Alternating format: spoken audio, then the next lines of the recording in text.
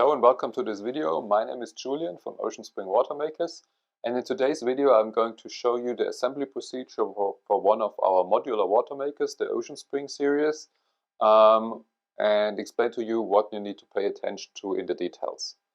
Before we start with the actual assembly, I would like to say a few things to the scope of delivery and to the water maker itself.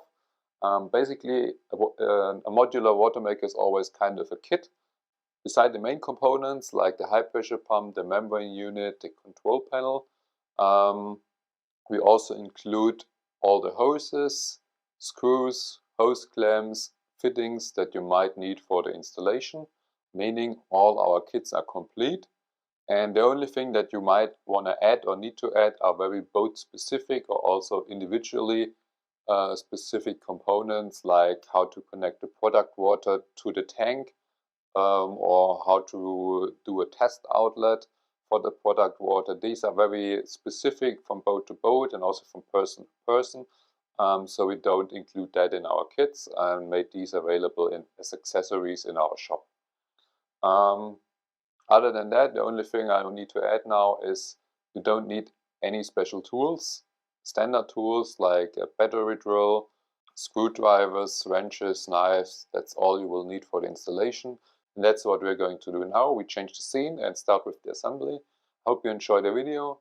As you can see, the scene has changed a bit. I set up my test bench on which I will assemble the complete system.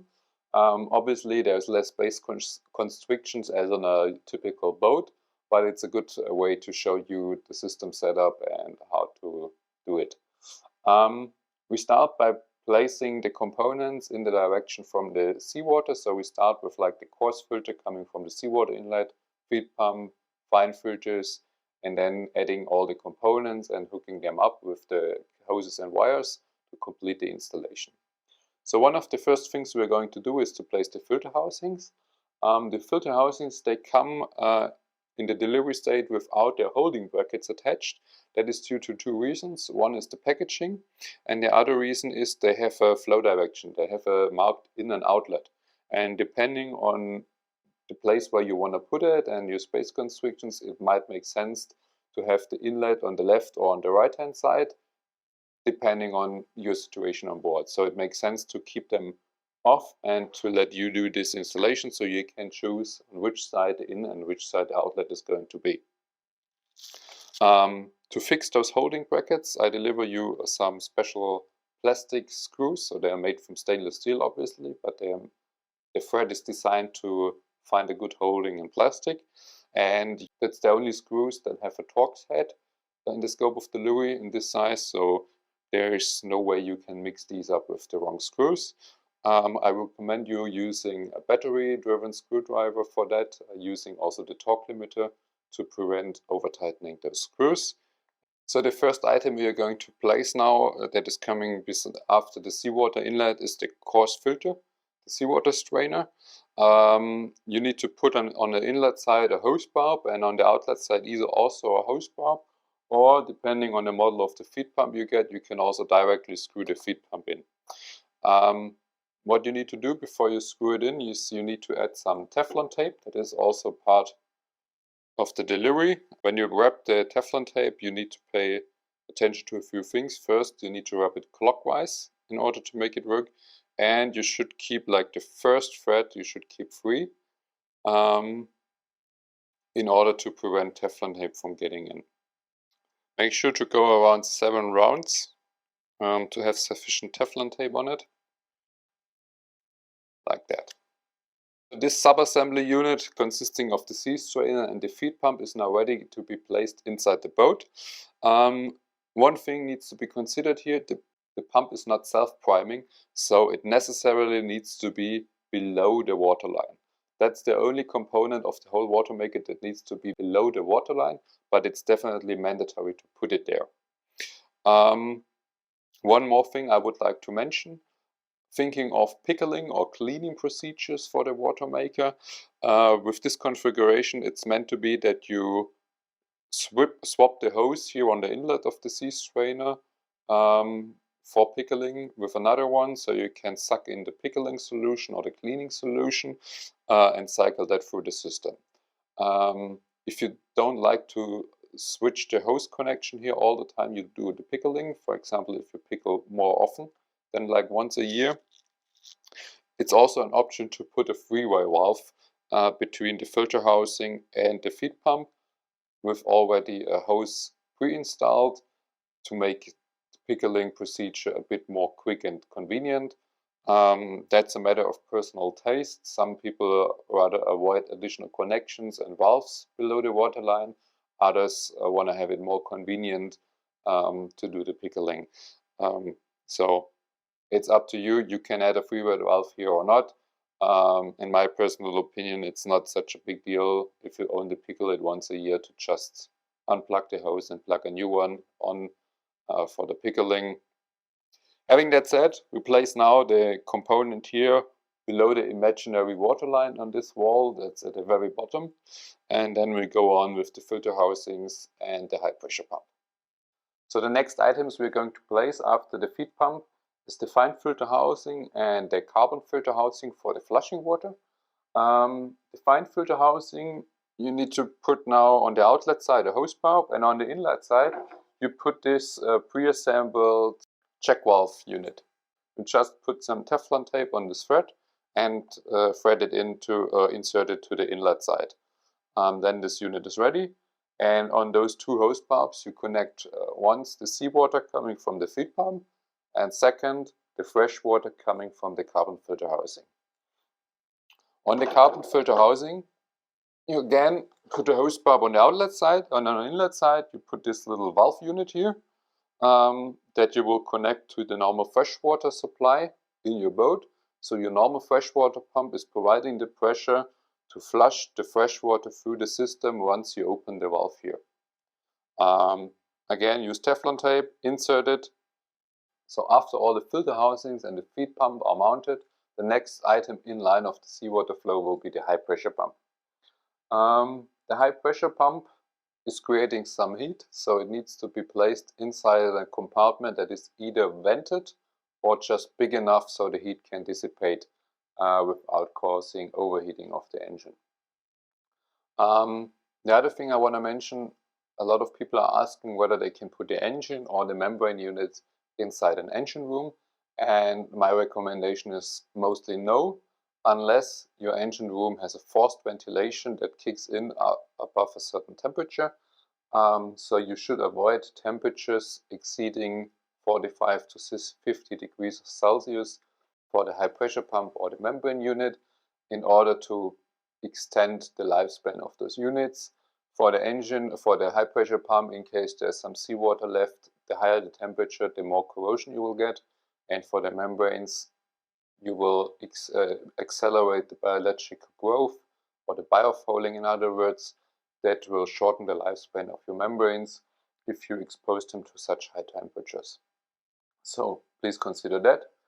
And other than that, the only thing you need to pay attention to this red cap here, that's the venting cap for the crankcase.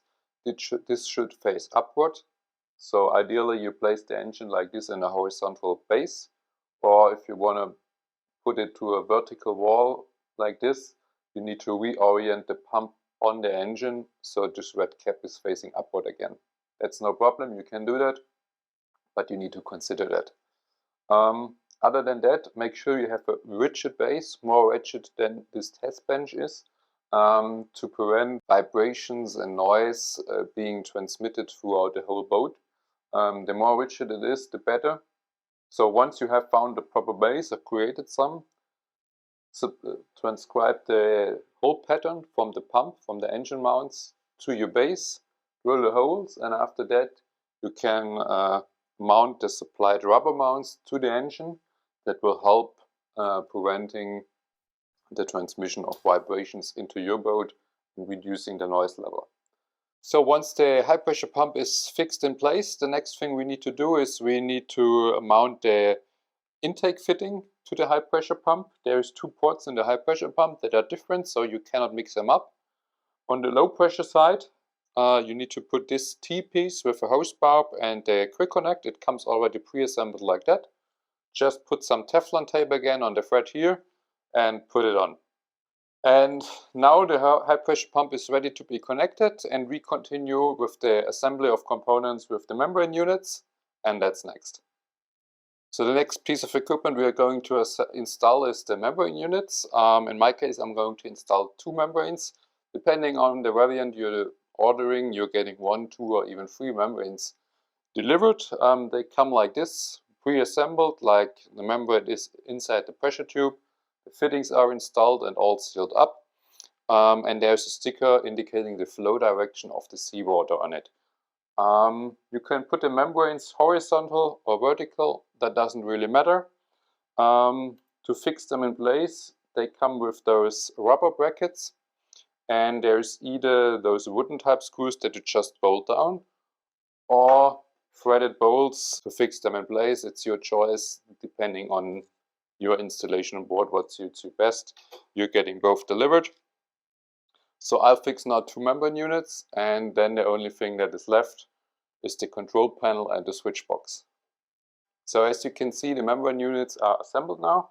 One thing I like to add, and that's the flow direction, which of course plays a role if you have 2 or more membrane units that you are going to place beside each other, because later on we will interconnect these, and of course the flow direction always needs to be kept, meaning to have everything properly mounted.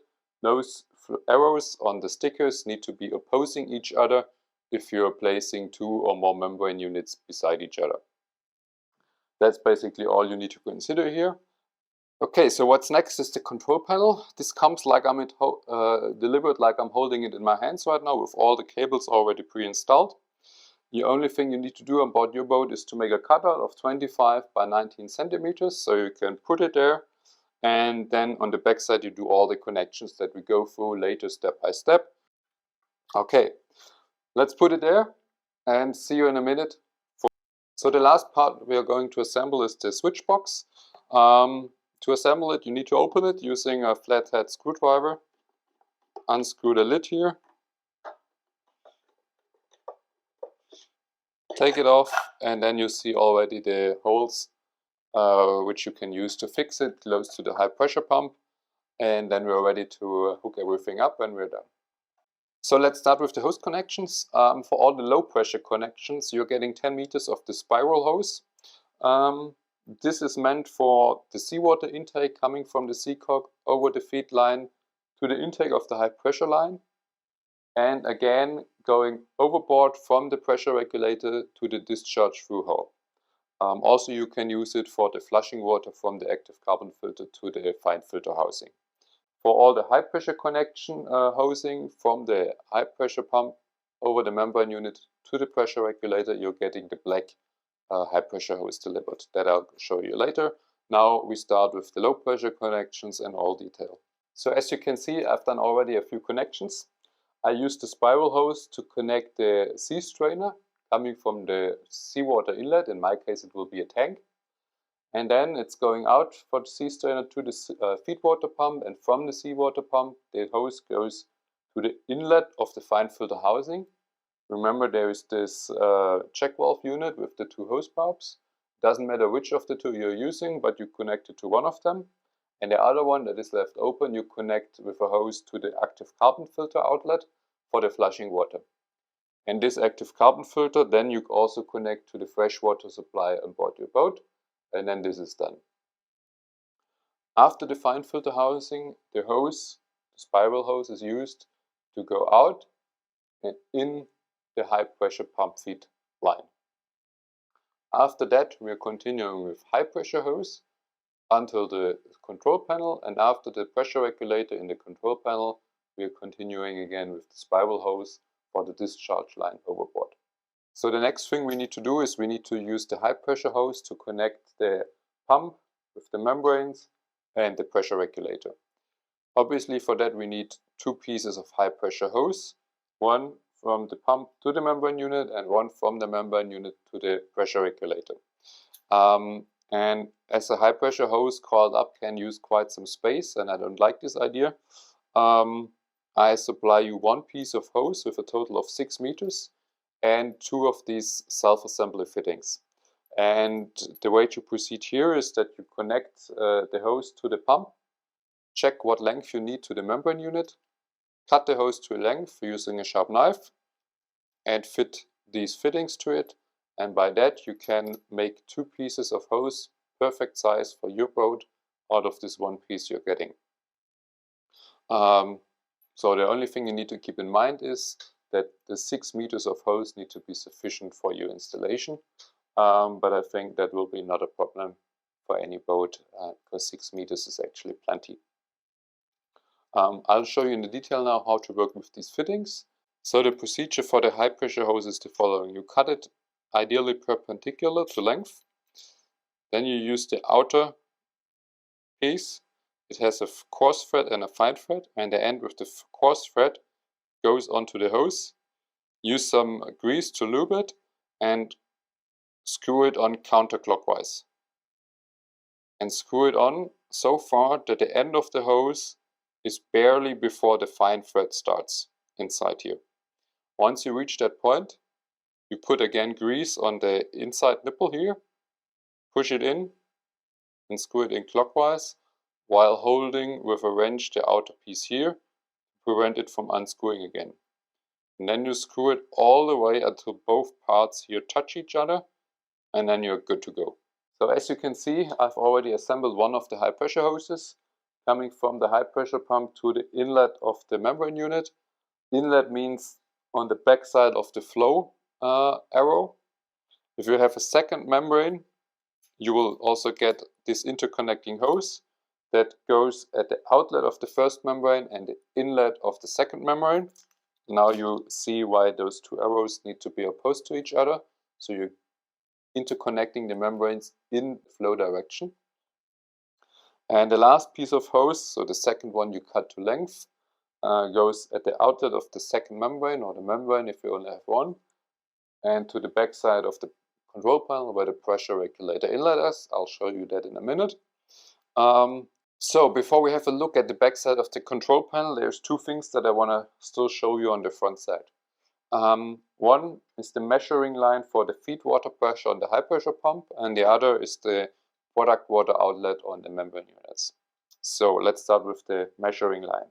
It's very simple. It's this 6 millimeter quick connect line that goes from this fitting here to the back side of this pressure gauge. And this is the only place in this Watermaker where this 6 millimeter quick connect line is used. So there's no way you can mix that up somehow. The only thing you can do wrong here is to forget about it and have a leak then. So you cut this line to length as you need it and just plug it in. Make sure it's plugged in properly. You will really feel it.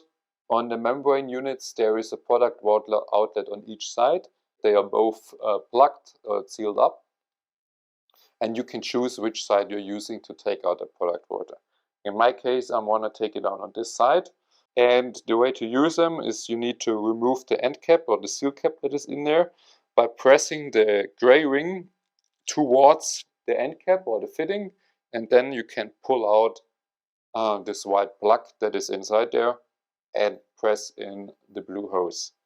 So as you can see now, I used this quick connect line, an elbow and a T connection piece to connect 2 membranes on the product water outlet side.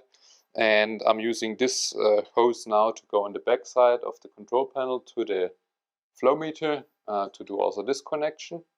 I'll show you all these connections on the back side in a minute. And after that, the only thing that is left to do is the electrical connection, which is pretty easy. And then we're ready to go to commission the unit. So looking at the back side of the control panel, we can see a few open slots that we need to connect to. Let's start with the high pressure line for the pressure regulator coming from the membrane. This is this port. You will know it already from the other units you've done so far. You go with the high pressure hose coming from the membrane unit. Screw it on hand tight. Use the 2 wrenches to hold and to tighten. And you can see that's it, and that was not even a quarter turn that was needed to do it tight. Next thing we will connect is the spiral hose to this hose barb. This is the salty brine water that is going overboard again. So we put the hose here on here and also put a hose clamp here. The next line we're going to connect is the product water to the inlet of the flow meter here. So this is the 3 8-inch line coming from the membrane units, and you connect that here. If you don't want to have it like that, you can also unplug this elbow piece and directly connect the line here. Staying with the product water, we have then here our diverter valve, and going to the waste and to the tank. And you can either use again the 3 8-inch line, like in this case. And on my test setup, I leave the tank line open because I currently don't need that. And to demonstrate you, the other option you have is to use one of those supplied adapters. You can plug that in here, and then you can continue with a standard 1/2-inch hose and hose barbs if you prefer that. So then the only thing that is open here is the 6mm quick connect line for the low pressure gauge coming from the high pressure pump. Just put that in here and we're good to go. We can test it, you can't pull it out. And the only thing that is left now is the electrical connection, which we will continue on the front side again. So we are nearing finally the end of the installation. The only thing that is left to do now is the electrical installation. That's basically 4 wires that we need to take care of. 3 coming from the control panel and 1 on the high pressure pump. Starting with the 3 from the control panel, they are all labeled, so it's kind of self-explaining what they are there for. One is labeled with DC in, that is the supply for the DC voltage coming from your boat, either 12 or 24 volts, it's your choice. The idea is to have only low DC voltage on the control panel for safety reasons. It's used to steer the relay for the high pressure pump and also to run the feed pump from the DC voltage. So you connect that one to your DC supply. The other one with only wired ends is labeled with HP relay, and it goes to the control box, to the relay, and is wired up there. I'll show you that in a minute. And the third one is labeled with feed for the feed water pump, and it has a connector on it, just as the opposite side on the feed water pump. Just plug it in, nothing to do wrong here, kind of self-explaining. And then we have the high voltage 230 volt connector on the control box that goes to a socket, or you rework the cable to directly wire it up. You can also do that. The only thing that is important for the 230 volt installation aboard your boat is basically that you have an FI circuit protector to have the appropriate safety for that as well. I'll show you now in detail how to wire the switch box up. We start out with the HP relay line coming from the control panel. We get that through this gray feed through at the bottom of the control box. And then we tighten this gray nut. Can be that you need a wrench. Test it that it's actually working as a strain relief. And then it's like that the wires are already cut to a length that it's kind of self-explaining. This blue part here is the relay, and it has a connection A1 plus and A2 minus, and there you need to put the wires, put it inside this terminal and clamp it, taking the black wire as well, clamped it in place, and it's done. So what's left now is the connection line for the actual high pressure pump. You feed that in through the top. Only put the wires according to their colors to this block here, and also clamp it in place. Last thing that is left is to put a lid on, close it down using those screws here, and we're done. Alright, so with the electrical setup being completed, the whole installation is done. The unit is now ready to be commissioned, which I will explain to you in the following video. In case you got any questions on the installation left or remaining, just let me know down in the comments, or follow the link in the video description to get to my homepage with more information on the products, the manual, or also the possibility to get in touch with me directly. In any case, I hope I could answer the typical questions that arise for the assembly, and would like to thank you very much for your attention in this video. Have a good day and see you next time.